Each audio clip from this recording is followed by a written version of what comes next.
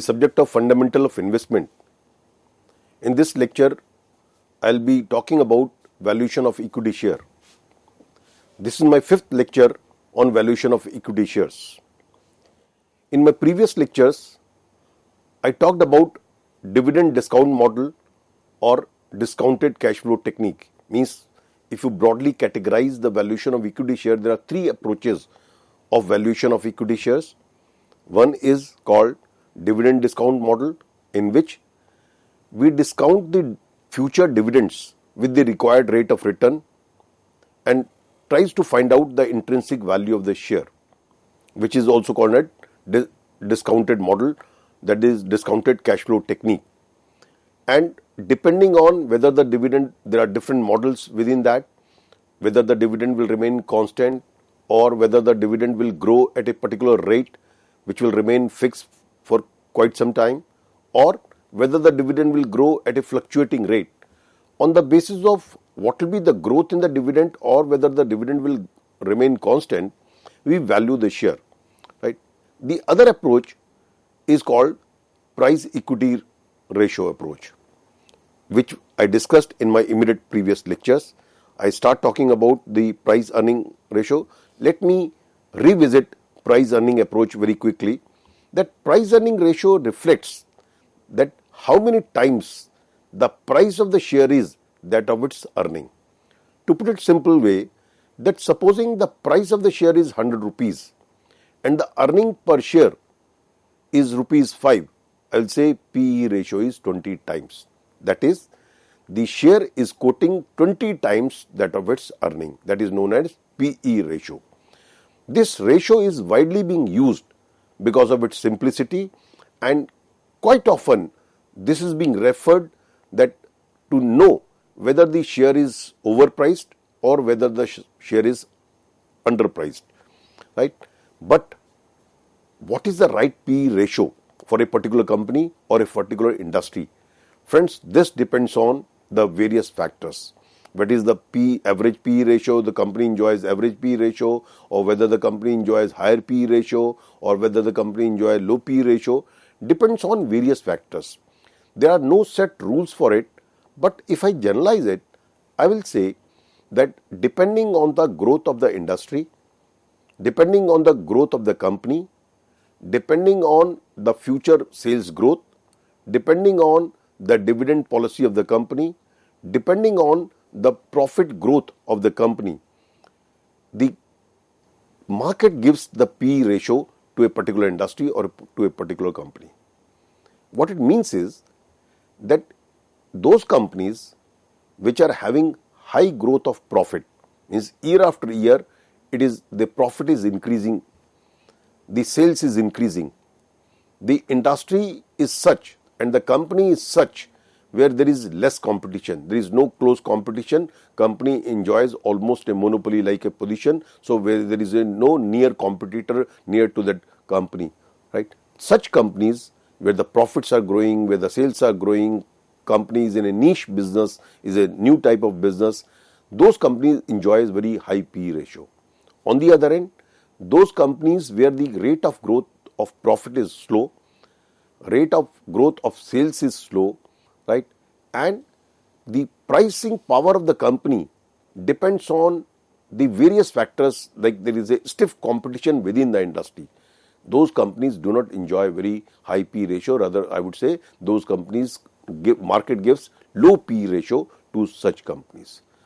What it means is that there is no set rule what is the right PE ratio, but we compare the company's PE ratio with the average PE ratio of the industry, keeping other factors constant. Keeping other factors means, if I am saying there are two companies, if I want to compare the two companies, and I say that X company and the Y company has almost same rate of growth of sales, same rate of growth of profit, right? Same level of competition is there in the market for those companies. So a company which is having high PE ratio, I would say the price is overpriced, as compared to the company which is having low PE ratio. It means a company with a similar type of features, if it has a low PE ratio, an investor should make the assumption that this is assumption in the sense should make it that this is underpriced and this is the share to buy. What it means is that when you calculate EPS, earning per share, as I have already discussed in my previous lecture, this is profit after tax minus the preference dividend divided by number of equity share. That is EPS. So what you do is, means how you interpret the P ratio. A higher P ratio may indicate that the stock price is excessively high in relation to its earning. Conversely, a low P ratio may suggest that stock price is undervalued in comparison to earning. But as I said earlier, this interpretation is subject to various factors because different industry, different companies. Like if I take an example of the industry is such, there are certain industry like say information technology companies, means the companies which are providing technological services, right? They command higher P ratio because they have the pricing power. On the other end, commodity companies engaged in the steel business, company engaged in the cement business, they do not enjoy very high P ratio, right? Because the reason being, it is a very competitive business. The companies, the product is almost similar. For if I talk of the cement industry, almost, I'm not saying exactly the same, but almost there is not much difference. Product differentiation is difficult to make, right? So you can't charge excess price. The company cannot charge excess price what the industry is charging. So such companies do not enjoy very high P ratio. And cement is a business where there is a close competition, right? So similarly in the textile yarn business I am talking of, right? So in the such industry, such companies which are engaged in the textile yarn business, right? So they don't enjoy a very high P ratio. On the other end, which are in the niche industry, which are giving some unique product where there is no close competition, such companies enjoy high P ratio, right? So you have to compare, or a prospective investor has to see that whether the company is having high P ratio or low P ratio. Compare this P ratio with the similar type of companies within the same industry, right? So if I talk of the industry as such, so different type of industries can be compared, but what has been the trend in the past of a particular company, that will also give you a fair idea that what is the right P ratio for a company. If historically, like if you see the last 20 years, 25 years, 30 years data of a company, and you find that this company enjoys 25 P ratio, and at a particular point of time, the share price is 40 times that of its earning, you may say that it seems that the share price is overpriced, means market is giving higher price to means higher price at the moment, so this is overpriced, this is not right time to buy the share at the current market price because the P ratio is high. So P ratio gives you a fairly idea whether the price is overpriced or underpriced. I have taken this example. The earning per share of a company is 2.50, 2 rupees 50 paisa. Historically, the P is 40, right? So what should be the price of the company? The price of the company is earning per share multiplied by P ratio. That gives you 2.50 multiplied by 40, it comes to be 100 rupees. If it is less than 100, if presently, suppose the price is 75 rupees, it means you will say that price is underpriced and this is the time to buy, or this is the price to buy this share. So P ratio is a very important indicator of judging whether the share is underpriced or overpriced. Again, I am saying that P ratio must be seen in the right perspective, keeping in mind the industry, right? Keeping in mind the growth of the company, considering the sales growth, the profit growth, the level of competition in the business, the macro scenario. Means suppose the macro scenario of the country as such is improving at a faster rate, the GDP is improving, per capita is increasing.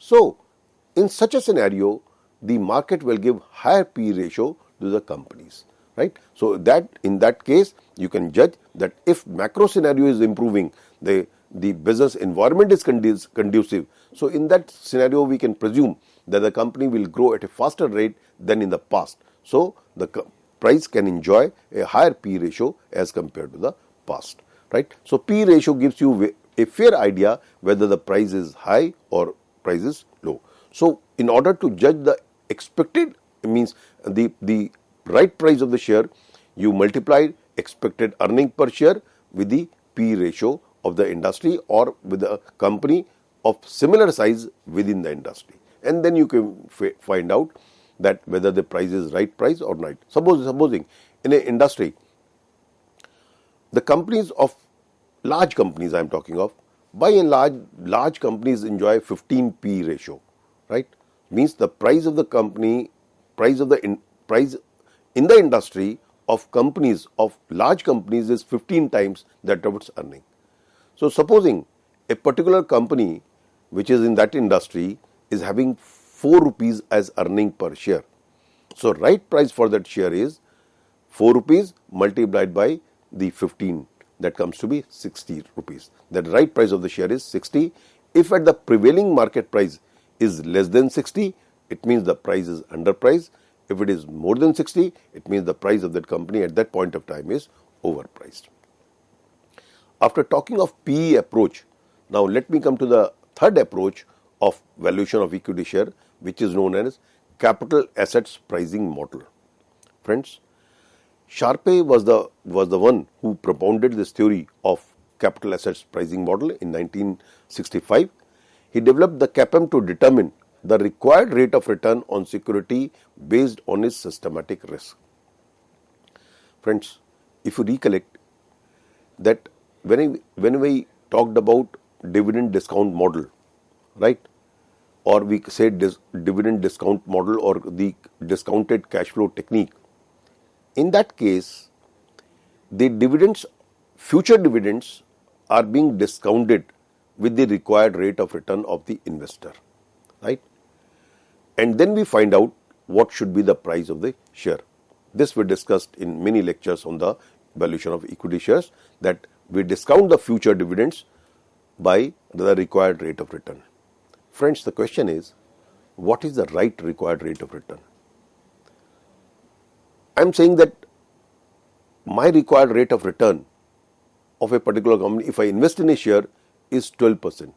That is, I'll not, what is this required rate of return as a simple meaning means, for a layman means, that it is the minimum return which you require while you make investment in a particular equity share. So, judging what is the required rate of return is a difficult task. For different people, depending on the risk profile of the investor, the required rate of return will be different, right? So, the CAPM tries to solve this problem, that what should be the required rate of return of a particular share given the systematic risk in that company, right? Means different companies have different risk profile. Depending on the risk profile of the company, the required rate of return of the investor will change. Say for example, let me give you an example. If you're interested in investing in a fast-moving consumer goods industry, like if I name a company, if you want to invest in the Hindustan Lever, right? We call it Unilever. So, or you want to invest in ITC, or if you want to invest in any company, Colgate, Nestle, these are called fast-moving consumer goods, where they produce a goods which moves very fast. Means you consume and you replace it, keep on replacing, which is called, they are in the industry of fast-moving consumer goods, right? In the fast-moving consumer goods, normally the risk profile of the companies is comparatively less, because whether income fluctuates, whether income of the consumers fluctuates, but the essential commodities like toothpaste, toothbrush, milk, and all these products which are being produced by these companies,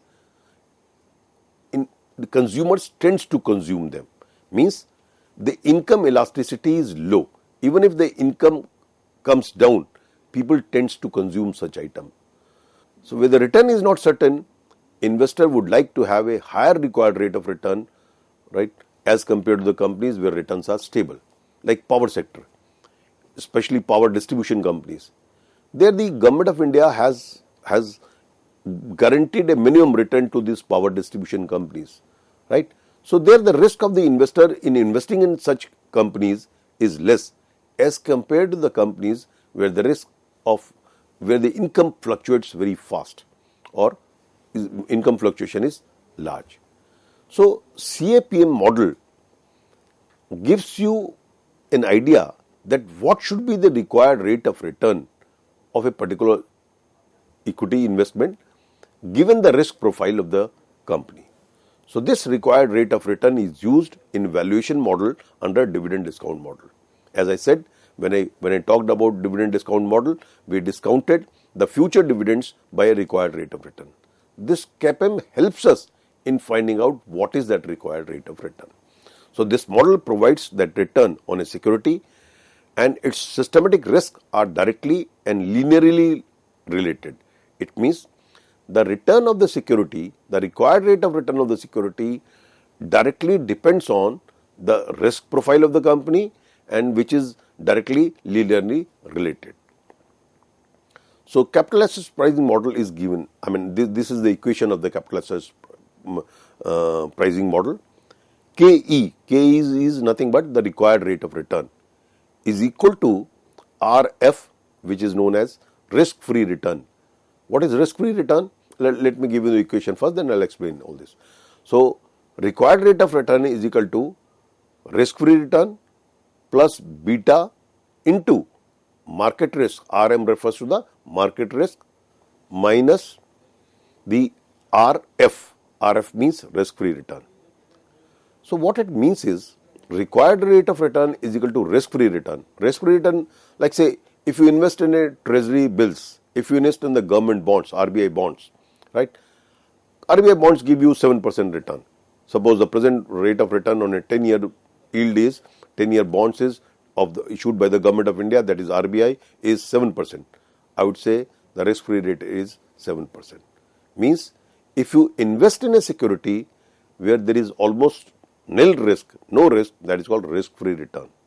If I make a bank FD, right, and it gives me 5% return, so I will say it is a risk-free return. So required rate of return is equal to risk-free return plus beta. What is beta? In my earlier lectures, I explained this term beta. Let me recapitulate this beta.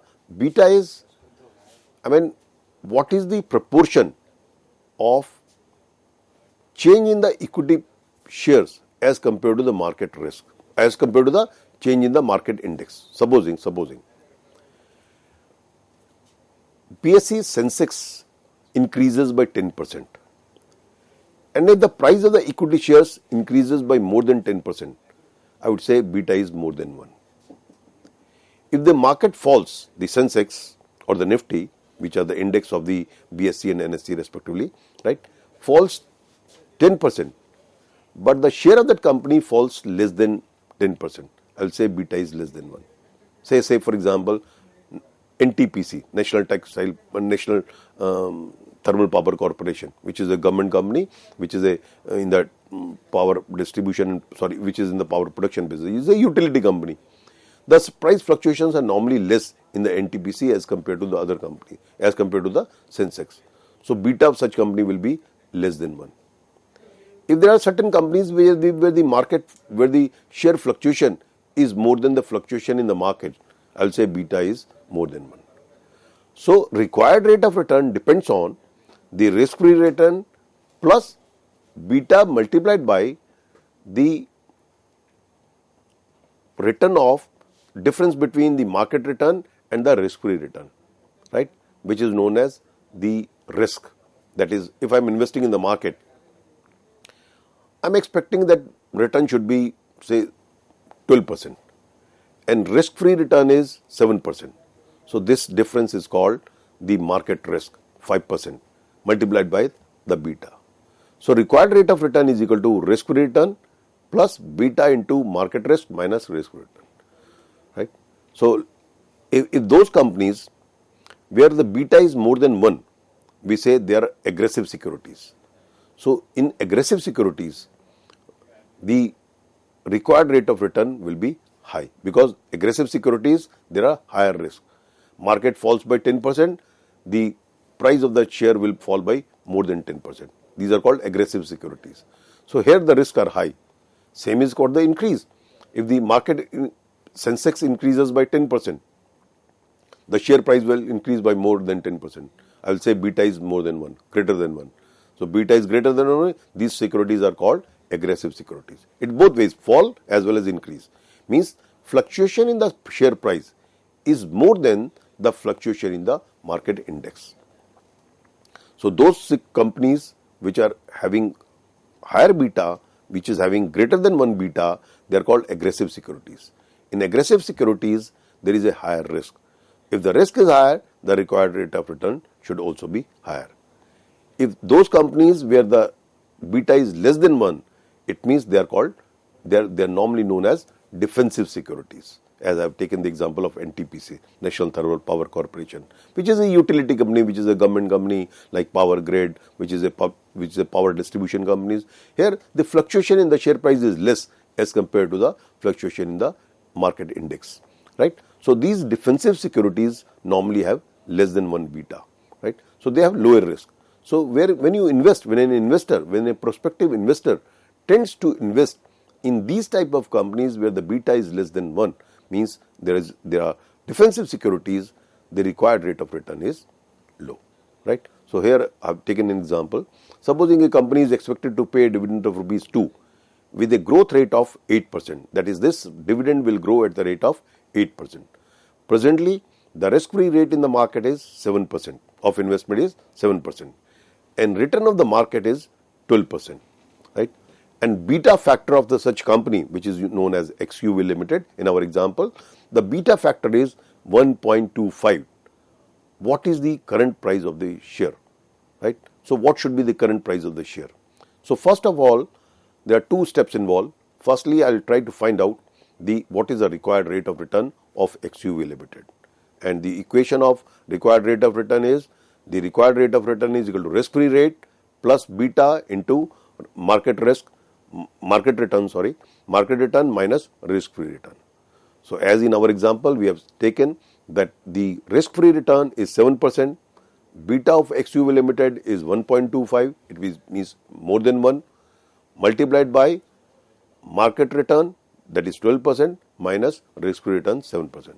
So 5 multiplied by 1.25 plus 7, right? That comes to be 13.25%.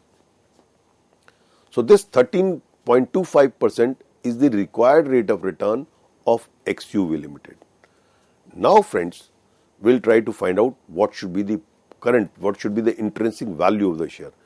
On the basis of Kaplan model, as I said, this required rate of return is discounted by the future dividends.